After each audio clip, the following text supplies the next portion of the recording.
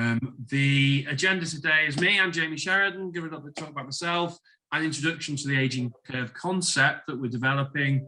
The Digital Innovation Education Hub, we're part of the consortium. There's this group here, so we're being supported by Stafford University. There's a project called My Health Kit, developing health products which are being given out to people, which are really interesting. Wavemaker is the organisation. Framescape is a gaming platform developer, and Straightsline, which is my company, and we're involved as this consortium.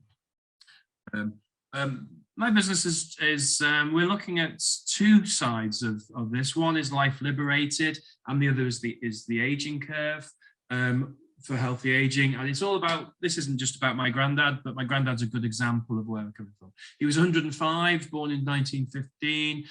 He passed away in just a couple of years ago, but he lived on his own till he was 102. Very healthy lifestyle, had a bit of a second wind at 94, and very much a life well lived. So he's my inspiration. And he fits into a concept called the 100-Year Life, which is a book written by two economists, actually, Linda Grattan and Andrew Scott, are professors at London School of Economics. And that 100-year life is about us all living to 100 and needing to change the way we live, change the way we work, things like that. So it's a really interesting concept, and it's very much part of the UK government's healthy aging grand challenge, is based on the 100-year life. So what we're trying to do is look at proactive healthcare to prolong working life and enable healthy activity. We're offering innovative traditional product technology and services. And we say we're targeted to 50 to 75-year-olds in the third quartile of this 100-year life.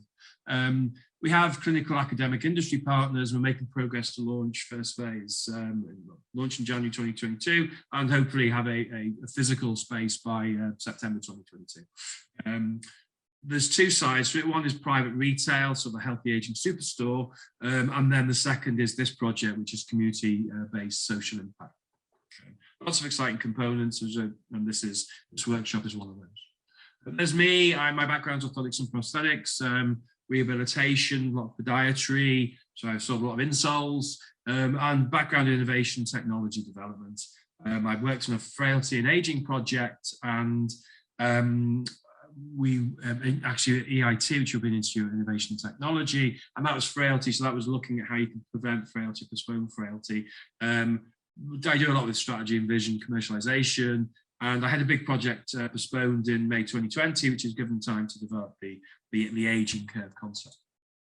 Here's some of our teams. Lynn's there on the right hand side.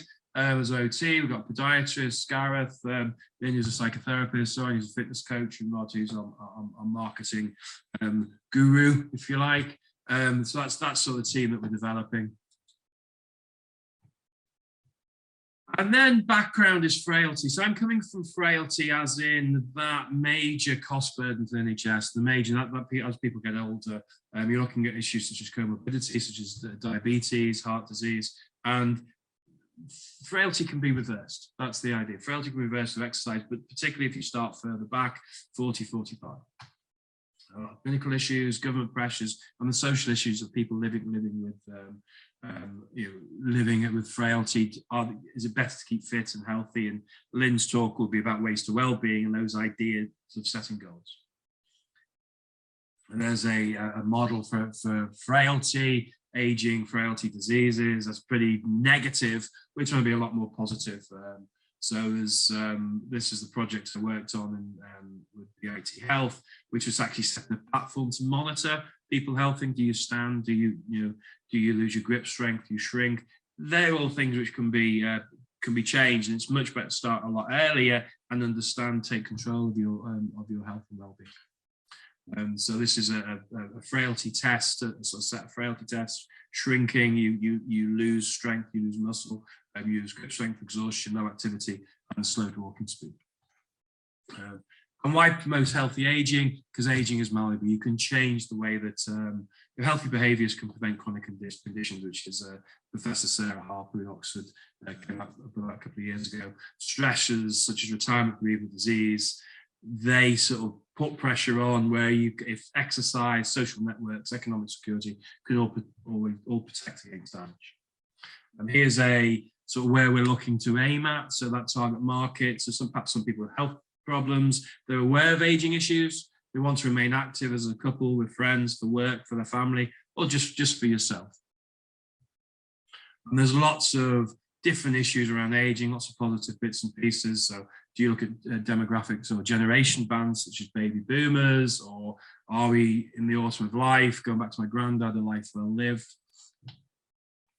And so that's me. That's me talking about what we are, what the idea, the concept is. That's what we're trying to do. And over the next few months until the end of September, we'll be doing a series of talks in Stoke, particularly in Stoke around and on webinars like this, developing the concept really, and hopefully people will engage and get benefit from what we're doing.